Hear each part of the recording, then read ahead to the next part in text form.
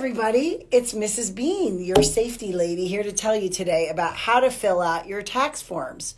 So this is especially for everybody who's an international student who's been in the U.S. for less than 5 calendar years. And if you had no income, you still need to fill out this one form, and the form is called an 8843 form. Luckily, it's really easy, and I'm going to show you how to do it today. So there are several parts on the form. At the top of the form, you have to put your first name and initial, which means your middle name's initial, the first letter of your middle name. Then you have to put your last name, and then it asks for your taxpayer ID number. Your taxpayer ID number would be your social security number, but if you don't have one, you can just leave it blank or you can write none. In the next section, it asks for your address in your country of residence. That's supposed to be your home country address. Even if you don't have one because you're here right now, you might want to use your parents' address or a family member's address. Then it asks for your address in the United States, so you should put where you're living right now. In part 1, which is the next section, it talks about your personal visa history. So 1A asks you for the type of U.S. visa that you had, for example, F or J, and the date that you entered the United States. This is the first date that you entered to do this student program, either your F1 program or your J1 program. So it's the date on your first I-94 for this visit. Then in 1B, it asks for your current non-immigrant status. So if you didn't change your status, it's going to be the same status that you had when you entered. So F1 or J1. If you did change your status, you're going to write the status that you're in now and the date that you made the change.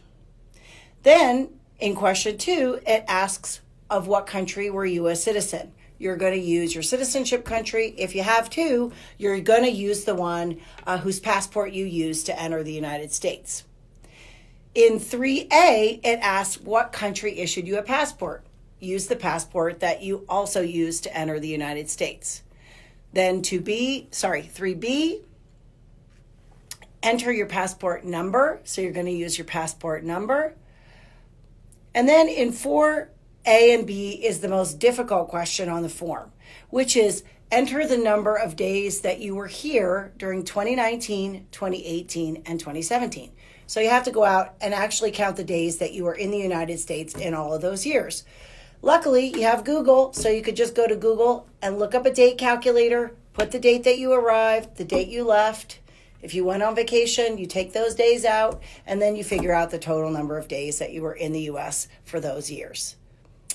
Then on 4B, you need to write the same number that you wrote in the block for 2019 on 4A.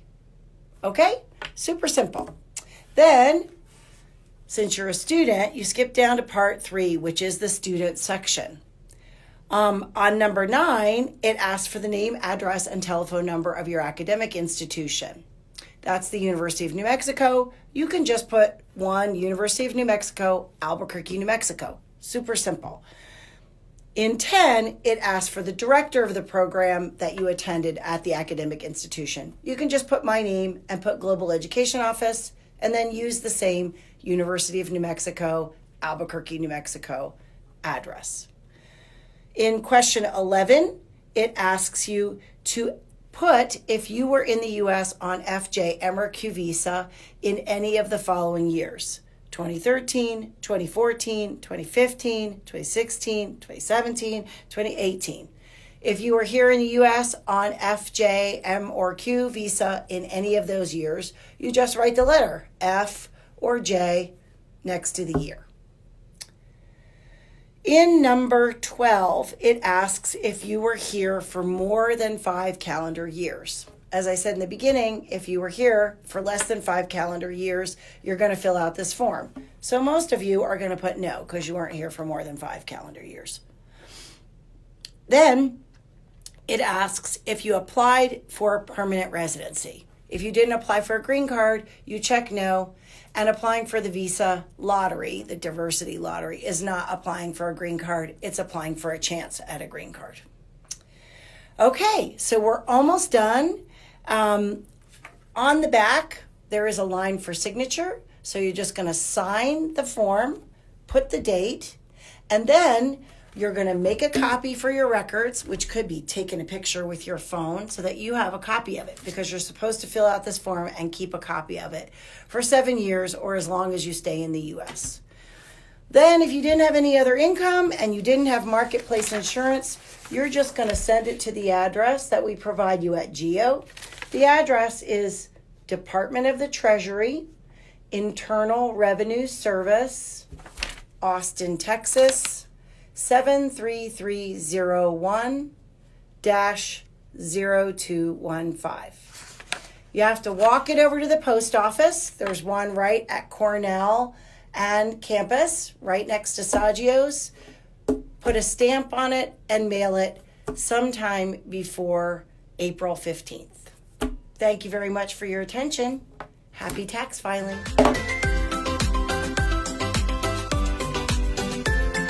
Okay guys, so here we are right next to the UNM bookstore, right across from the Frontier, and we're going down this way for the post office, which is right next to Saggio's. Come on. Okay everybody, here we are at the U.S. Post Office, University Station, 115 Cornell Drive.